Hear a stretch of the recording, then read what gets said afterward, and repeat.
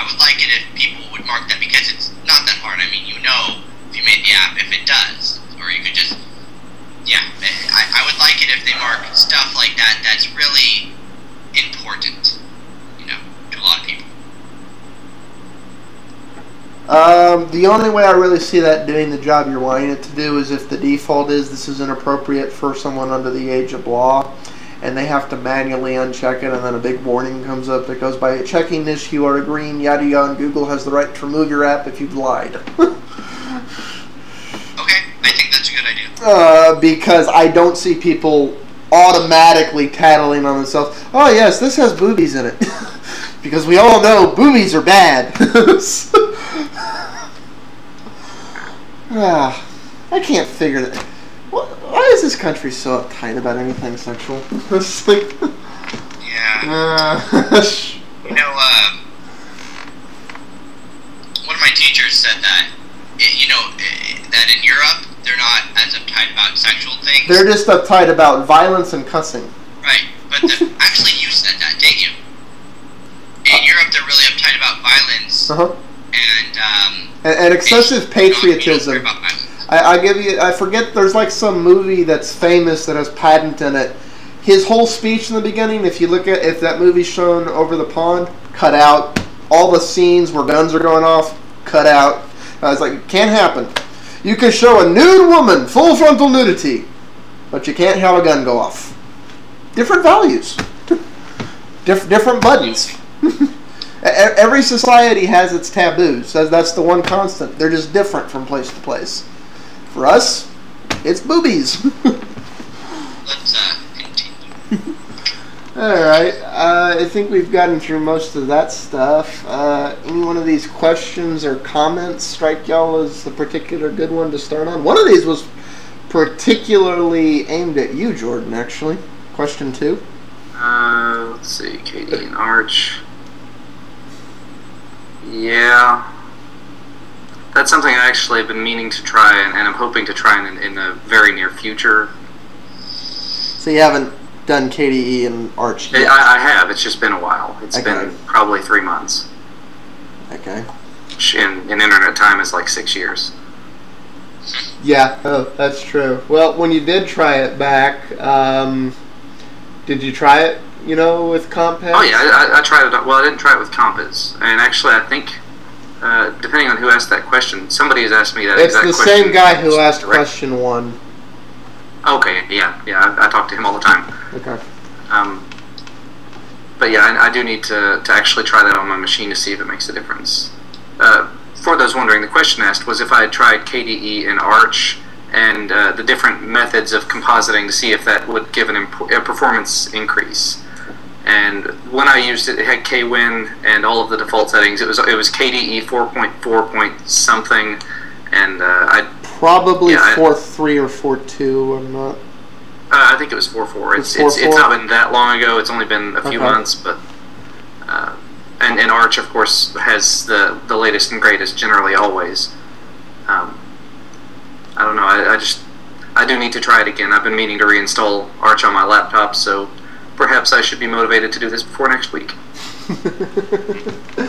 Let's see if we can answer them then. Well, since we're getting on this guy's questions, this was one we probably should have done at the beginning of the show, because this is actually a valid thing, but I guess we'll do it now in this part. The other question they asked was, and I honestly don't know if we've done this or not, but how the heck did we get into Linux? Because we're all Linux users. I would argue for most of us it's our primary OS. It is for me. You have to use Windows at work, but if you had a choice, you wouldn't. What about you, James?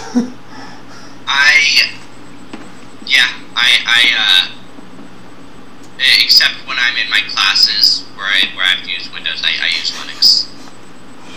Yeah, and I just love that about our education system. Windows, Windows, Windows. When it's not Windows, everything must be Mac. I'm like, yes, which I don't like even more. But, yeah.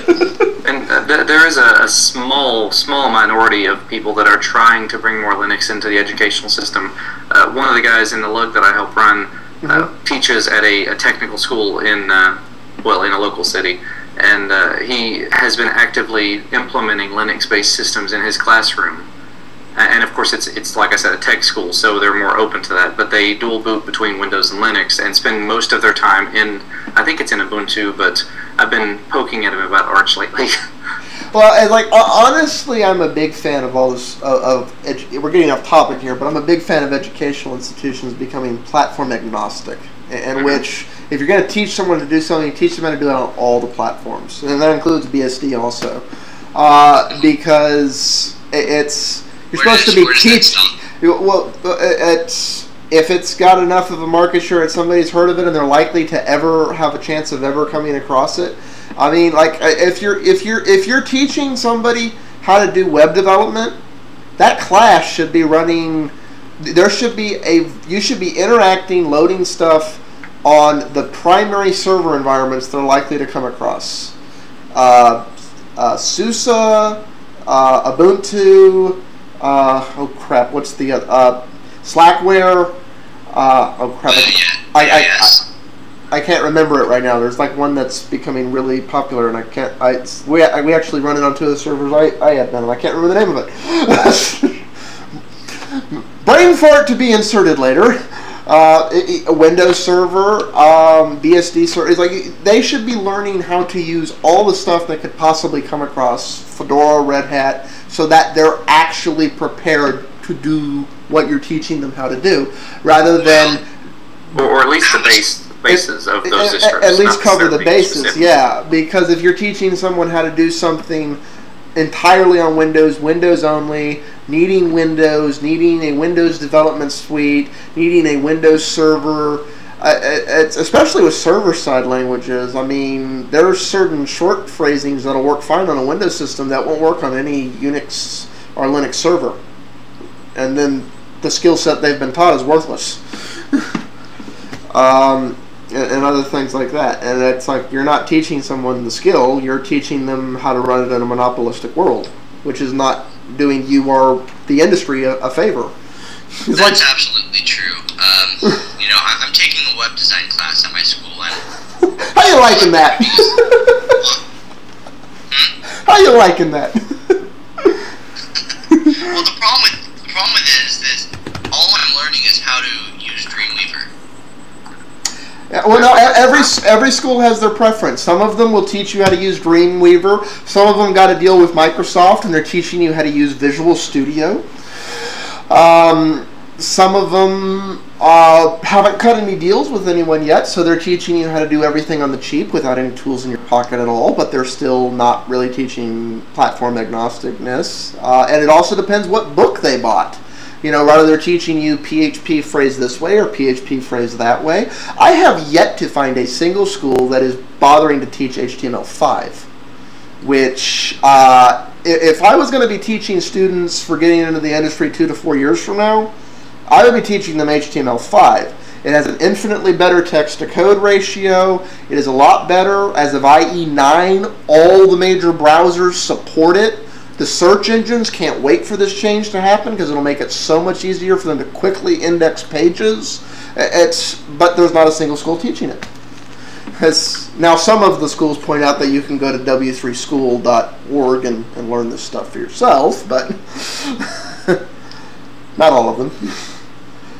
So, I have half a mind at some point to start doing web design tutorial videos just because I'm getting so fed up with the So the education. Are we going to answer Q1? Yeah, we should